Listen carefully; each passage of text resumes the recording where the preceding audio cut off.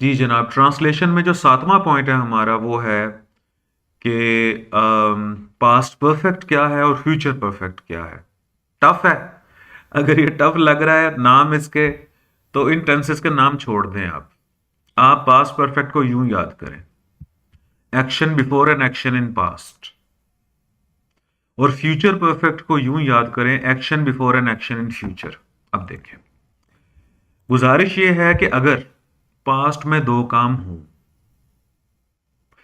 एक काम पहले मुकम्मल हो, फिर टाइम गैप आए और फिर दूसरा काम मुकम्मल हो, तो हम उसे बोल देंगे ABA in past, action before an action in past. जैसे कि ये सेंटेंस देखें, कहानी खत्म होने से पहले ही बच्चा सो चुका था, सो गया था, सो गया, यानी इसकी एंडिंग जैसी मर्जी हो, लेकिन आप ये देखेंगे पास्ट में दो एक्शन हुए। अब आप मुझे बताइए कि एक कहानी खत्म हुई है, एक एक्टिविटी ये हुई है और दूसरा बच्चा सोया है, कौन सा एक्शन पहले मुकम्मल हुआ है? बच्चा पहले सोया है ना जी, कहानी अभी खत्म नहीं हुई थी, कहानी खत्म होने से पहले ही बच्चा सो गया था। तो जो माजी में काम पहले मुकम्मल हो जाए उसमें आप हैड और थर्ड फॉर्म लगाया कीजिए। तो the child had slept before the story finished, और हैड और थर्ड फॉर्म के साथ जो कॉम्बिनेशन है वो बनाया करें वर्ब की सेकंड फॉर्म का। तो action before an action in past के लिए हमें इन दो कॉम्बिनेशंस को जहन में रखना है। एक कि जो अर्लियर एक्शन हो, जो माजी में काम पहले खत्म हो, उसके साथ हैड और थर्ड फॉर्म आएगी सब सब्जेक्ट्स के साथ, और जो काम बाद में खत्म हो उसमें सेकंड फॉर्म आएगी, और जो कंजंक्शन बीच में लगेगा वो बिफोर का भी लग सकता है और वो व्हेन का भी लग सकता है। बिफोर का भी लग सकता है और व्हेन का भी लग सकता है। यानी ये सेंटेंस यूं भी हो सकता है, the child had slept when the story finished. अच्छा, इसी बात को आप फ्यूचर में ले जाएं। आप ABA इन फ्यूचर का मतलब हो गया action before an action in future.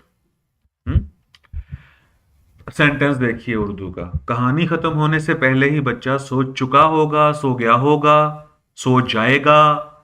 Future में दो काम मुकम्मल होने हैं अभी। अब आपने देखना है कि पहले कौन सा काम मुकम्मल होना है। तो जो काम पहले मुकम्मल होना होगा उसमें आप विल हैव, शैल हैव और थर्ड फॉर्म यूज कीजिए। जो काम पहले मुकम्मल होना होगा, जो काम पहले मुकम्मल होना है अभी फ्यूचर में, तो उसमें आप विल हैव, शैल हैव और वर्ब की थर्ड फॉर्म यूज कीजिए। और जो काम बाद में मुकम्मल होना है वहां आप वर्ब की फर्स्ट फॉर्म यूज कीजिए। और अगर सिंगुलर सब्जेक्ट है तो वर्ब की फर्स्ट फॉर्म के साथ SES का इजाफा होता है। जैसे कि सेंटेंस बना हुआ है कि the child will have slept before the story finishes. अच्छा, लेकिन आप एक्शन बिफोर एन एक्शन और ऑलमोस्ट सेम टाइम एक्शन में फर्क करना भी सीखिए। एक्शन बिफोर एन एक्शन और ऑलमोस्ट सेम टाइम एक्शन में भी आप फर्क करना सीखिए। ये क्या बात हुई? अब ये सेंटेंस देखिए, जब मैं बाग में दाखिल हुआ तो मैंने एक परिंदा देखा। अब मैं ये भी तो आपसे पूछ सकता हूं कि माजी में यहां भी तो दो काम हुए हैं। जब मैं बाग में दाखिल हुआ तो मैंने एक परिंदा देखा, पहले काम उसका बाग में दाखिल होने का है, बाद में उसका काम परिंदा देखने का है। तो यहां हैड और थर्ड फॉर्म क्यों नहीं लगी? अब यहां काम आएगी आपकी सेंस, कि कहानी खत्म होने से पहले ही बच्चा सो चुका था या सो गया था। बच्चा पहले सो गया, उसके बाद एक टाइम गैप है और उसके बाद कहानी खत्म हो, यानी दो एक्शन। अच्छा, ये बेटे वही हमारा कौमी फिक्रा नहीं है, हमारे कुछ कौमी सेंटेंसेस भी हैं। हमारे यहाँ पाकिस्तान में दो सिस्टम चलते हैं ना मेनली, एक वो प्राइवेट स्कूल्स का यो सिस्टम है और एक हमारा गवर्नमेंट स्कूल का सिस्टम है। तो हमारे गवर्नमेंट स्कूल सिस्टम में हमें ये तकरीबन हर किसी को एक सेंटेंस पढ़ाया जाता है कि डॉक्टर के आने से पहले मरीज मर चुका था। तो ये हमारा कौमी फिक्र है प्राइवेट गवर्नमेंट स्कूल्स के स्टूडेंट्स का, देसी स्कूल लोग के बच्चों का। तो डॉक्टर के आने से पहले मरीज मर चुका था, तो मरीज का मरना अर्लियर एक्शन है, द पेशेंट हैड डाइड हम कहते थे, बिफोर द डॉक्टर केम। अब इन दो एक्शंस में भी एक टाइम गैप मौजूद है, तो कहानी खत्म होने से पहले बच्चा सो चुका था, इसके अंदर भी एक टाइम गैप मौजूद है। जब मैं ये कहता हूं कि जब मैं बाग में दाखिल हुआ तो मैंने एक परिंदा देखा, तो यहां पर कोई टाइम गैप नहीं है, ये ऑलमोस्ट सेम टाइम एक्शन है। तो व्हेन आई एंटर्ड, यहां सेकंड फॉर्म लगाएंगे, when I entered the garden I saw a bird, दोनों तरफ सेकंड फॉर्म्स लगेंगी।